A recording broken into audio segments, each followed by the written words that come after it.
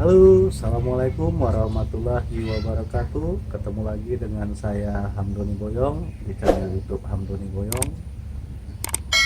Salam satu hobi, salam hunting lover, salam budidaya. Di video kali ini kita akan merubah posisi akar karena ini bahan rencananya udah diprogram, tetapi ada pembengkakan di atas dan posisinya kecil di bawah.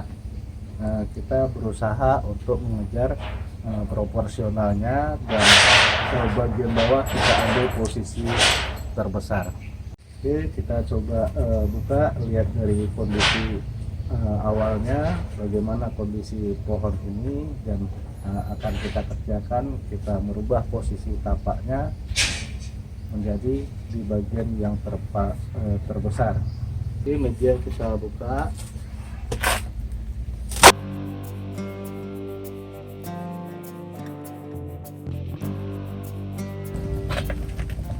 Setelah kita buka, media kita lepaskan agar bisa melihat bodinya.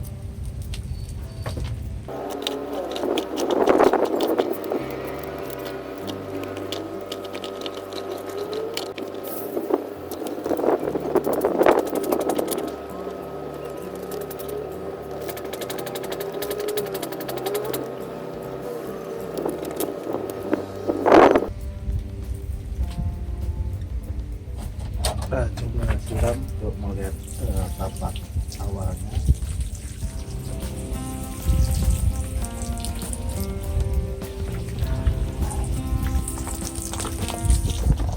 Di sini sudah kelihatan tapak awalnya, tetapi terjadi pembengkakan di sini yang akan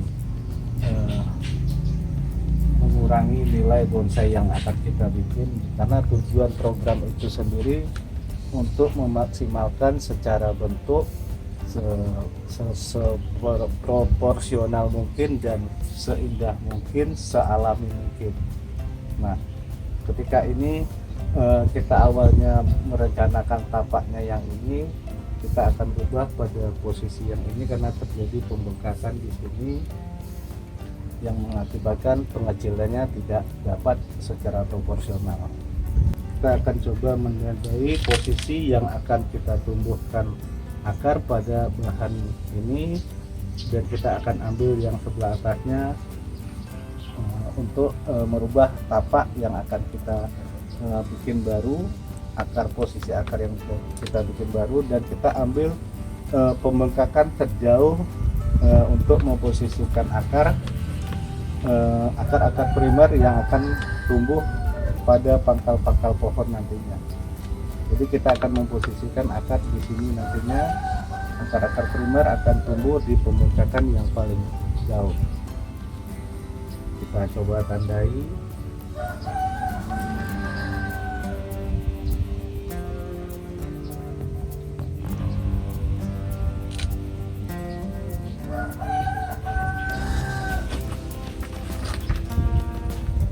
Setelah kita tandai, kita kupas kulitnya agar pasokan terputus di sini, dan ini seperti mencangkok, dia akan berusaha membuat pembengkakan cincin kalus di sini tempat tumbuhnya akar nantinya.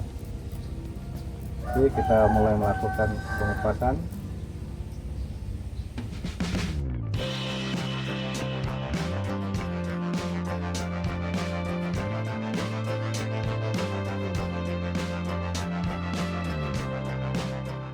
Setelah cincin selesai kita kupas, ada space yang kosong sekitar 1-2 cm. Nah, di sini nanti fungsinya sebagai pemutus kambium agar pasokan makanan tidak terus ke atas, dan di sini memaksa hormon oksin dan giberelin merangsang akar tumbuh di sini. Di sini akan terjadi pembengkakan sebagai cincin kalus yang akan berfungsi sebagai tumbuhnya pangkal akar nantinya. Dan di sini kita harapkan sudut-sudut terjauh ini ditumbuhi akar primer, menjadi akar primer yang akan kita gunakan sebagai tapak bonsai setelah kita lakukan perubahan posisi akar.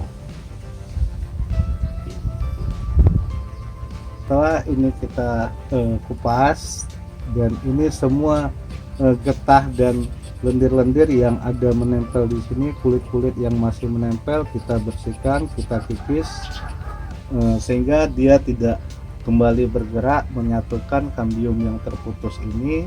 Nah, ketika ini bergerak tidak bersih, kita bersihkan, dia akan bergerak menyatukan kembali, berarti kita gagal membuat akar baru sebagai tapak nantinya.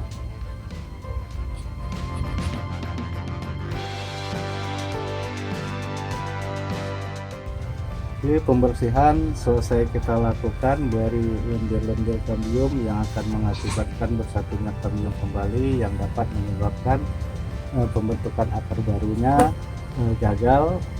Nah, ini kita coba lihatkan sekeliling untuk yang sudah kita bersihkan, yang kita targetkan sebagai tumbuhnya akar nantinya.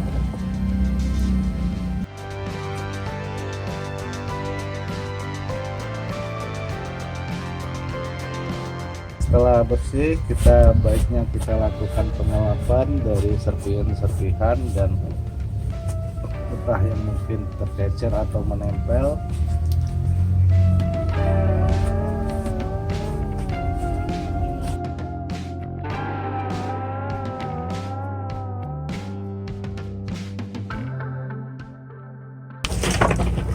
Oke, cincin yang ke knockdown sebagai wadah media tanam kembali kita pasang.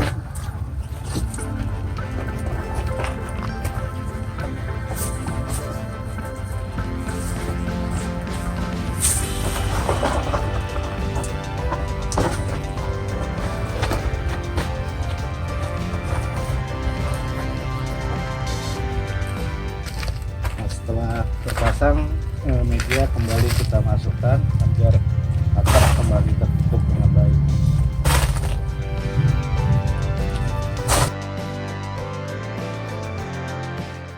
Nah, setelah media tanam kita masuki kembali dan kembali menutupi akar awal, kita siram agar media dapat memadati dan mengisi rongga-rongga yang terjadi akibat pembukatan tadi.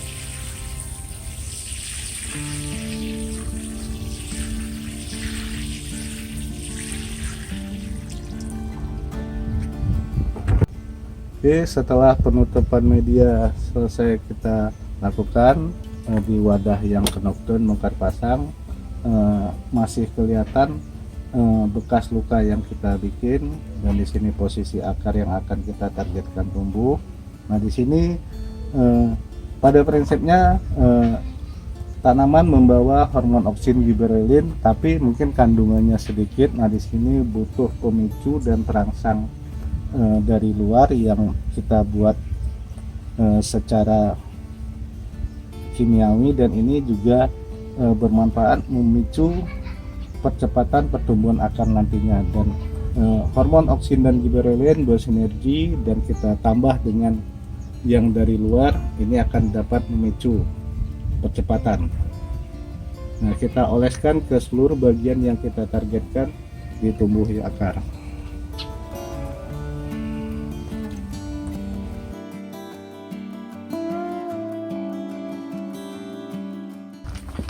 Oke, setelah pemberian hormon oksin tambahan yang berfungsi memicu merangsang pertumbuhan akar nantinya, ini diangin-anginkan beberapa saat. Setelah hormon oksin yang kita berikan dapat meresap dengan baik, luka yang kita targetkan tumbuh di tumbuh akar ini kita tutupi dengan media campuran pasir dengan air. Prosesnya seperti mencangkok, tapi di sini mungkin tidak dibungkus, kita hanya menambahkan cincin, dan di sini nanti berfungsi juga sebagai space pemotongan saat akar udah tumbuh. Ini saya memakai potongan file cat yang berfungsi sebagai cincin di lapis bagian atas sebagai wadah untuk menempatkan media tertutupnya bagian yang kita harapkan ditumbuhi akar nanti.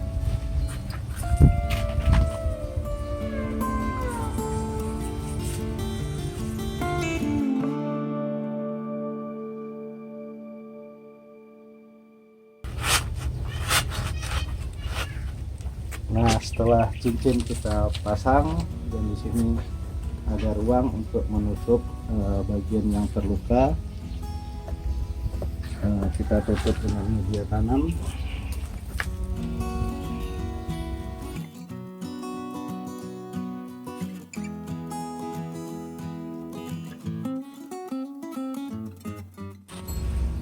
Oke, penutupan bekas luka yang kita berikan untuk tempat tumbuhnya akar selesai kita lakukan, sudah tertutup dengan baik, dan biarkan beberapa saat, beberapa jam, nanti kita lakukan penyiraman agar hormon oksin yang kita tempelkan kembali tadi, kita oleskan tadi, dapat meresap dengan baik dan memicu percepatan pertumbuhan akar nantinya.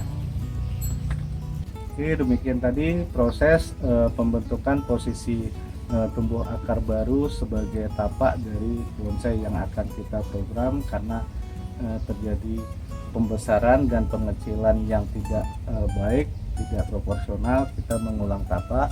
Ada baiknya kita mengulang pekerjaan di awal-awal pekerjaan daripada udah terlanjur memakan waktu tahunan tapi kerja kita tidak maksimal. Dan salah satu tujuan program bonsai anting putri ini adalah memaksimalkan hasil rekayasa bentuk sesuai dengan imajinasi dan tidak jauh dari hakikat hortikultura dan botani.